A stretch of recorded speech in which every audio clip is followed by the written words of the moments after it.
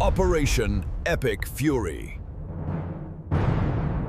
Stephen Miller said Iran now has a giant canyon-sized fissure after 47 years. So stop right there. That line tells you everything. Trump didn't just pressure Tehran. He cracked the regime open. And now the mullahs are fighting each other while begging for a deal. And wait until you hear what Trump said about finishing it. Now, 7 commercial ships got struck in the Strait of Hormuz, and nearly a dozen crew members were killed, missing, or injured. Read that again.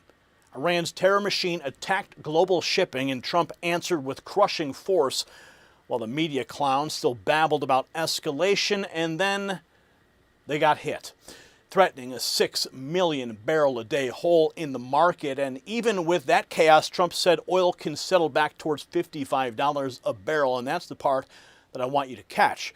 Tehran tried to blackmail the world, and Trump broke the leverage. That's right. And breaking now, near record tungsten prices are intensifying Washington's push to rebuild the critical mineral supply chain as the United States confronts a tungsten national security priority across fighter jets, tanks, missiles, drones, and ammunition. There has been no U.S. commercial tungsten mining since 2015. In Project Vault, it outlined a $12 billion strategic stockpile alongside $30 billion domestic production and millions towards restarting U.S. tungsten production through the Pentagon Vault Strategic Mining. That's the company here assembling historic tungsten assets in mining-friendly U.S. jurisdictions using proven former mines and modern exploration techniques to target reliable supply outside of China. Its flagship in Nevada's Great Basin, a historically productive tungsten region in North America, includes a defense-related exploration contract from the Second World War and approximately 10,000 feet drilled. USGS estimate roughly 168 tons of tungsten oxide with estimated in-ground value of $30 to $50 billion. KNOX in Canada, KNXFF in the United States. There's a Next News Intel briefing link below if you want to find out more. Now, Trump said Iran has largely spent their best missiles and almost every one got shot down. And that's not the invincible monster that Barack Obama financed with cash pallets. That's a regime burning through top shelf while Trump tightens the screws. Now watch the tweets, because the panic inside Tehran, it just jumps off the screen.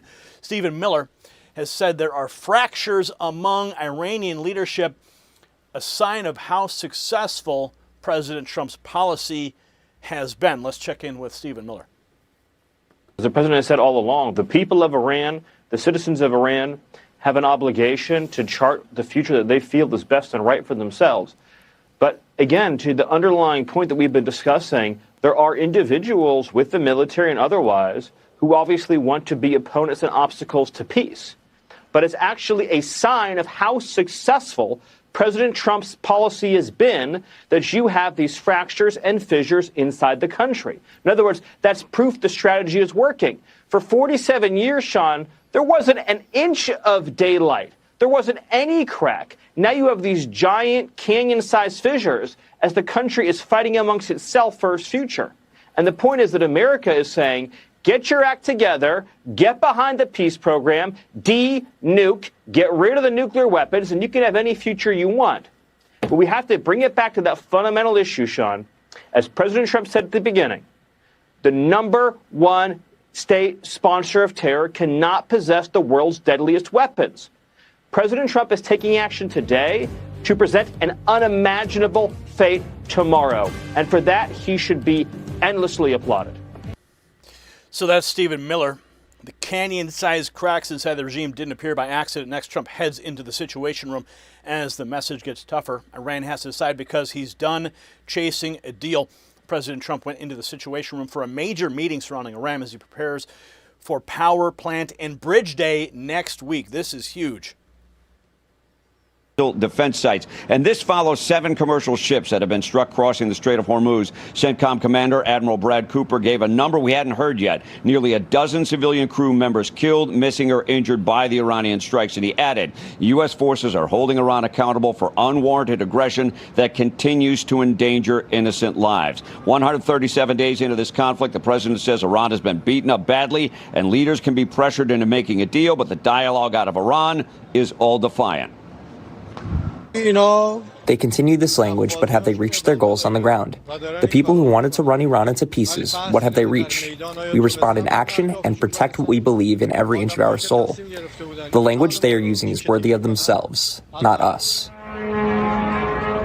And we have video of an Iranian Shahed drone striking a warehouse in Kuwait. Now, Iran has insisted they're not firing at their neighbors, but firing at U.S. targets in those countries. But Bahrainian air defenses went into effect this morning as they took fire. Also, a drone came down in Iraq. No reports of injuries. Dana, back to you. Thank you, Mike Tobin. So we have the pressure, not just rhetoric. It's hitting the command level now, the economic choke point where reports say Iranian strikes may have shut down Fissures and punched a massive hole in global oil flow. Iran may have just blown a 6 million barrel a day hole in the global oil market. And the port of Fissures, not going to try that one. One of the world's most important tanker storage and fueling hubs, reportedly been shut after Iranian missiles struck 2 oil tankers. Wall Street Journal reported that tanker operators are worried that the scope of Iran's attacks is widening away from the strait after a vessel was targeted off Oman. If it hadn't crossed the strait at all and was loaded with chemicals, headed to Malaysia. So the threat to shipping is exactly why the fight keeps widening. Next, Fox lays out a 4th straight night of U.S. strikes, a blockade in the strait, and Trump's warning that next week gets worse if Tehran stalls.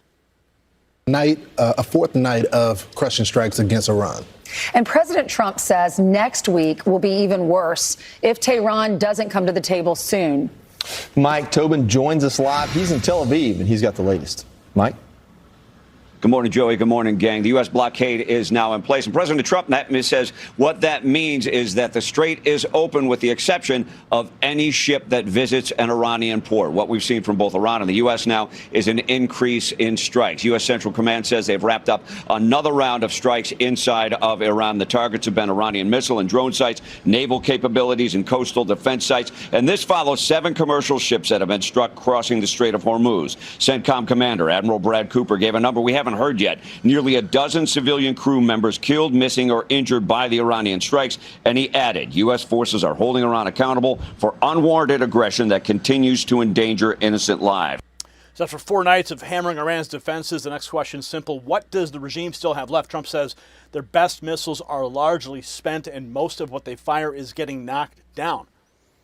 The Iranians are counterattacking, launching missiles at U.S. allies and forces in the region. How many missiles do you believe the regime has left? Well, I tell you, they have some, and so there's always a danger. Hundreds? But for the most part, they're being knocked down. You know, they've done hundreds, thousands? I don't want to say. I know. I think I know. Nobody knows an exact number. I think I know close to an exact number. They have some. They have largely spent their best ones. You know, their most impactful ones. But if you look over the last 4 or 5 days, they hit with a lot of missiles, and almost every one of them has been shot down.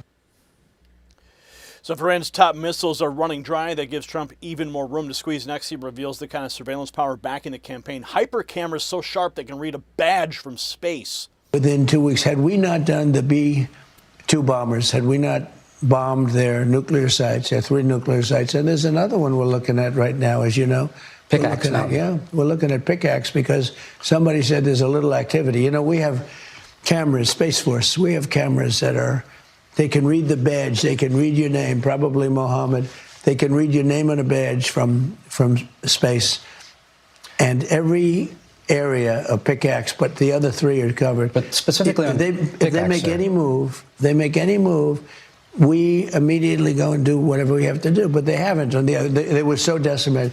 Some weapons experts say that the United States doesn't have the ability to strike deep enough with these bunker buster bombs at Pickaxe Mountain. They can go deep. We have good stuff. Nobody knows about Pickaxe. By the way, nobody knows if they even are doing anything. So that kind of eye-in-the-sky capability means Iran can't hide much of anything. And now Trump goes a step further, talking about Karg Island and making it clear he could take it if Tehran gets pushed back far enough. You posted today on True Social comments that you made back in 1988. about Karg Island. And at the time you said one bullet shot at one of our men or ships, and I'd do a number on Karg Island, I'd go in and take it. Yeah. Do you still intend to take Karg Island? So I can't say that to you because if I did, it would be foolish, right? But it'd be nice to make a little headlines, but it would be foolish. But I'll tell you about Karg Island. So we've already... Are you ruling out a ground campaign in a limited capacity? I don't want to say that either, but I would say no if I thought it was appropriate. I'd say sometimes you need a ground campaign, but we have other people that will do the ground campaign for us. But we already hit Karg Island, as you know, twice. Even 3 times. I said, hit everything but the oil. Just leave that little area from 25 yards out. Leave that little area. Don't touch the oil. Because I don't want that in terms of the world economy. It's a chunk of the world economy. So we haven't hit that. At some point we could. But I think it's unlikely. As far as taking it is concerned, if we degrade them far enough and deep enough back, I would do that. Do you anticipate? I would do that. So it's not just about warning shots. Trump is openly talking about targets that hit the regime where it hurts next. He says the endgame's in sight. Iran will be defeated soon, saying these remarks in Pennsylvania today. All of these things have added up to a level that we're booming. The country is booming, and we'll have Iran defeated soon. They'll be defeated very soon.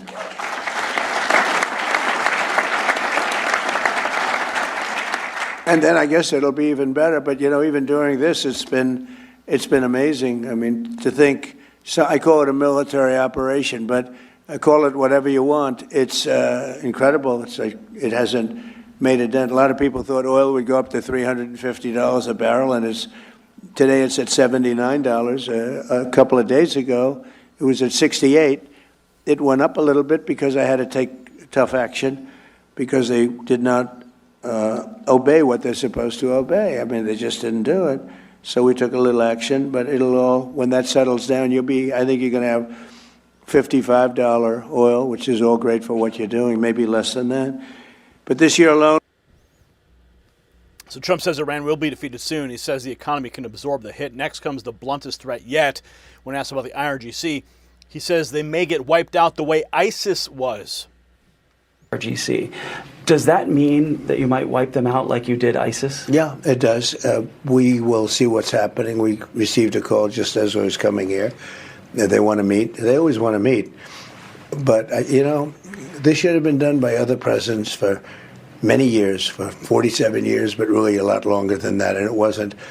And I never understood why, but now I do. Because if you're not going to do it the way I'm doing it, you're never going to make a deal with them. They were very difficult. They're good negotiators. They were tapping everybody along for 47 years. Then Obama came in and he just offered them, a fortune of money. He paid them off. $1.7 billion in green cash and hundreds of billions of dollars. And that really set everyone else back because they started wanting to make nuclear weapons. And then we hit them just about a year ago, with the B-2 bombers, and that ended that. So we got a little bit lucky. Our timing was a little bit lucky. Yeah, so Mr. President, Dan Kane. So once the message landed, the regime's tone changed. Next, Trump says Iran is suddenly calling to settle, but he may decide not to cut a deal and just finish the job. And it wasn't, other presidents didn't do what was right. They should have done it a long time ago. It would have been much easier. And they want to settle so badly. They don't like what we're doing. And they do want to settle. We'll find out whether or not we settle with them or we just finish it off. But I want to thank Secretary of War Pete Hegseth. He's been amazing. Pete, thank you very much. Great job. He's been really amazing. He used to do interviews. All he wanted to talk about is war. Sir, would you give a pardon to 19... So after years of Obama-style payouts and swamp weakness, Trump's pressure has Tehran begging next. Netanyahu delivers his own warning to Iran, hit Israel again, and the response will be twice as hard. Is he referring to using nukes? That's the question people are asking. We are fully prepared for every single potential scenario. I can tell you only one thing today. I tell Iran's leaders, do not count on things remaining quiet if you choose to attack us. Do not count on seeing a simple repeat, because it simply won't be a repeat of the past that was already powerful enough This will be a different story. Something much more powerful. Gone are the days when someone harms us and we don't strike back twice as hard. We did this to the axis of evil in Iran, and we will keep doing it to anyone who harms us. That is what we do. They don't like what we're doing. We'll find out whether or not we settle with them or we just finish it off. That is President Trump talking to a regime that spent 47 years running the same scam. Stall, threaten, fund terror, choke shipping, and then count on weak American presidents to fold. Well, not this time. Look at the board. Stephen Miller says the leadership has giant canyon-sized fissures. Trump says Iran burned through its best missiles and almost everyone got blasted out of the sky. CENTCOM hammered missile sites, drone sites, naval assets, coastal defenses. 7 commercial ships got hit, civilians got killed and wounded, and Trump still kept oil panic from exploding the way the fearmongers promised. You can see the rhythm break in real time. Tehran attacks, Trump wallops them, the regime cracks, and then the calls start coming in because, yes, they suddenly want to settle. Obama fed this monster and Trump cornered it. So Donald Trump should reject any bailout for the IRGC and demand surrender terms. That's it. No rescue package from the same establishment geniuses who spent years funding, flattering, and excusing the butchers in Tehran. You heard Trump's words. They don't like what we're doing. Of course they don't. U.S. strikes gutted their capabilities, their best missiles got burned up, their shipping blackmail backfired, and their own leadership is splitting into what Stephen Miller called giant canyon-sized fissures. So no, we do not throw this regime a lifeline now that it blinked first. We press, we force denuking, we force an end to attacks on Americans, Israelis, and world shipping. And if the mullahs think they can drag this out with another fake charm offensive, Trump already answered that too. We settle on America's terms or we finish the job. If you're sick of watching terrorists get coddled by Washington cowards, this is the moment to lock in. Share this report and make it impossible for the appeasers to sneak back in to the driver's seat. And I want you in the driver's seat, and that's why I set up this phone number. Text raw feed to 844-840-4963. Yeah.